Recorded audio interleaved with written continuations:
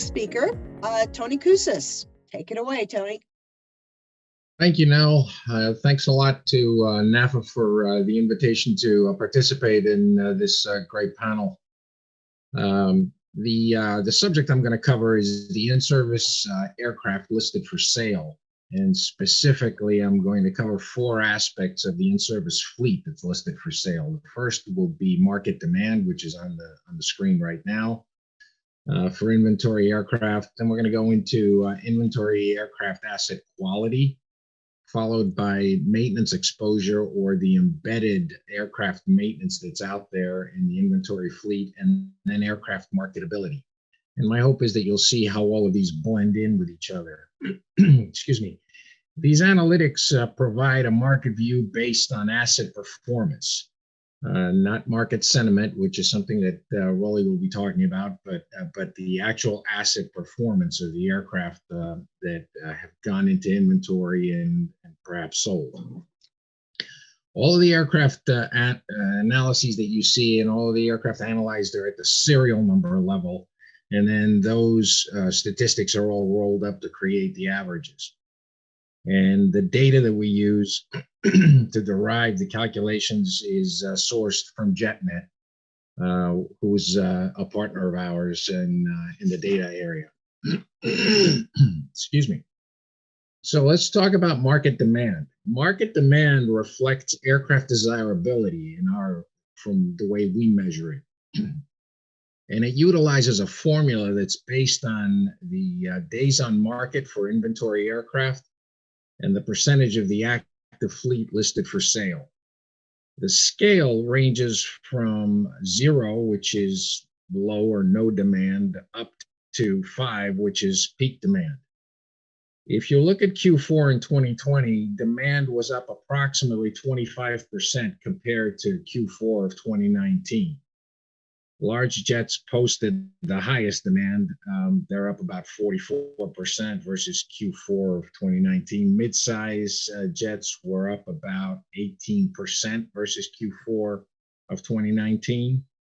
Light jets were up 29%, although the small jets or light jets actually posted the lowest market demand figure.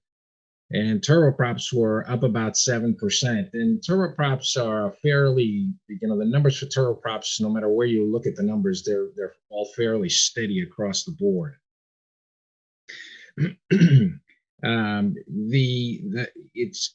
It's interesting, but demand, we expect demand to decrease during Q1. Sorry, you can note the demand decrease during Q1 of 2021 compared to 2019.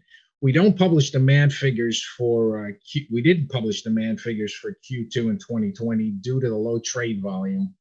There just weren't enough numbers out there, and we expect overall Q1 demand to increase slightly. The January figures kind of tend to lead to that. Conclusion. Next slide.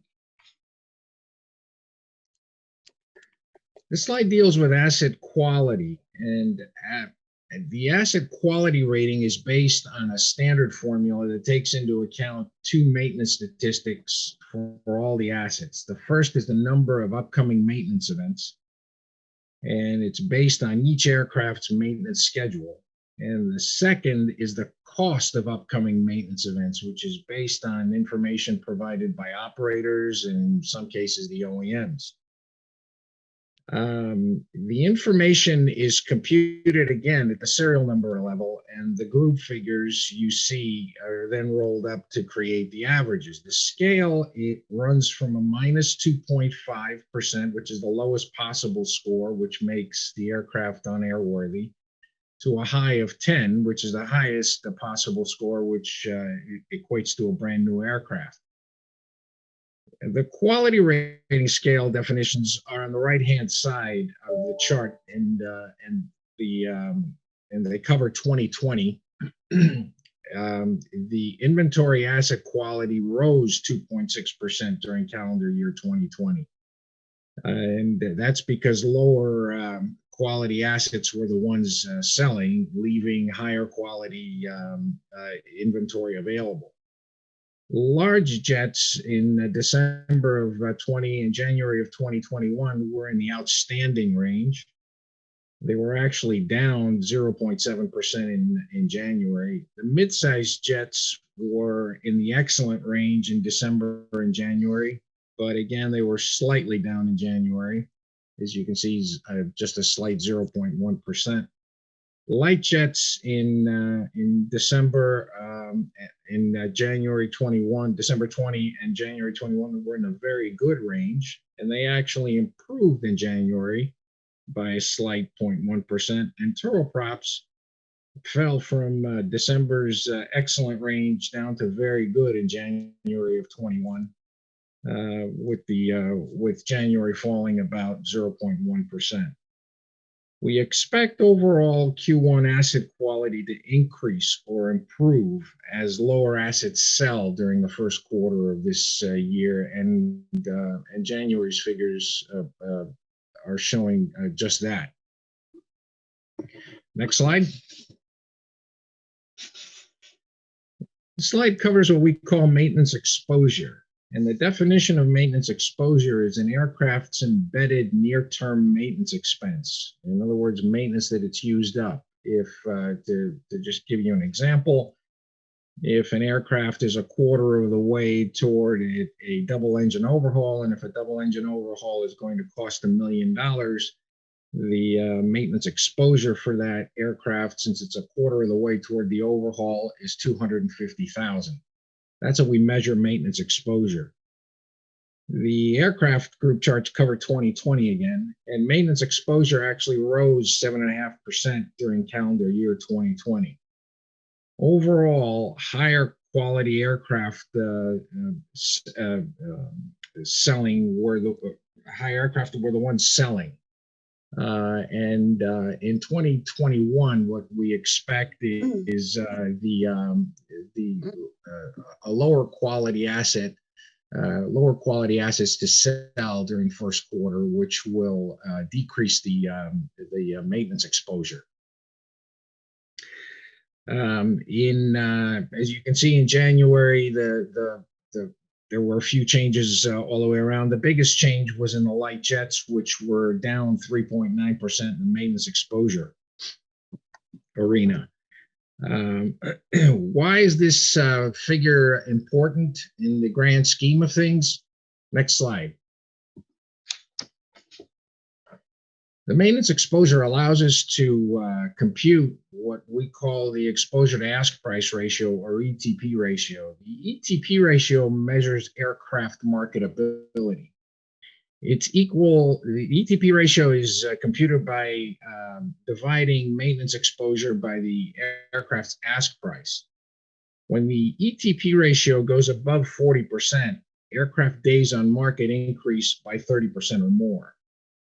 The cause is really buyer and seller find it difficult to agree on a price for the aircraft, because when the buyer adjusts the offer price for the aircraft's maintenance condition, the seller finds the price unacceptable, and so they never reach a deal.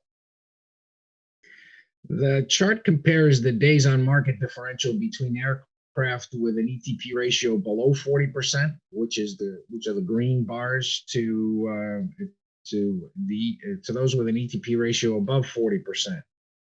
And if you look at it, the overall days on market were rising during Q2 to Q4 of 2020. Again, all these figures are computed at the individual, inventory aircraft serial number level and then rolled up.